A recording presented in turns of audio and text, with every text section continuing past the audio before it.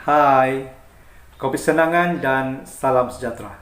Yoho Roymond Kumin dilahirkan dan dibesarkan di Sandakan, tetapi sekarang ini telah menjadi warga kota Marudu. Dalam pertandingan mencipta lagu dalam bahasa dusun atau PMLDO ini, saya cuba untuk mempertaruhkan dua buah lagu. Tajuk yang pertama, Lo-Re-Mi, Kalangadanku, dan lagu yang kedua tajuknya Sorho'ku, Salem Id Nipinu. Bagaimana saya mendapat inspirasi untuk mencipta lagu yang pertama? Suatu waktu saya bertemu dengan seorang pelajar tingkatan 6 bernama Lo Raini, dan saya mencipta lagu untuk dia walaupun kami cuma sahabat biasa. Kemudiannya saya bertemu dengan seorang Sumandak lain, dan sekarang ini dia adalah istri saya. Saya mencipta sebuah lagu untuk dia dan saya beri tajuk Kalangadanku. Tidak lama selepas itu, istri saya melahirkan seorang cahaya perempuan dan saya menamakan dia Lo Raimi.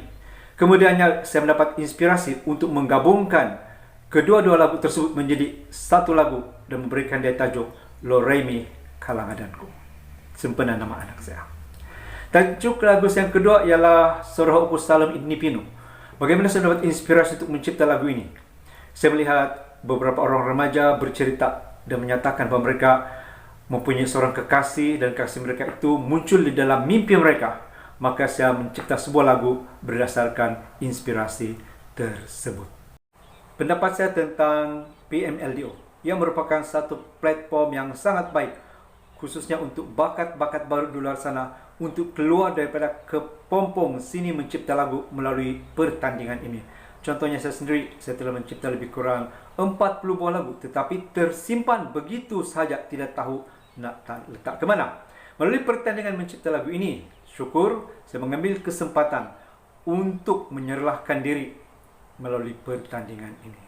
Saya terhadap PMLDO pada masa akan datang agar ianya diteruskan supaya bakat-bakat baru, bakat yang terpendam di luar sana dapat diberikan peluang menyertai pertandingan ini untuk menyerlahkan bakat yang terpendam.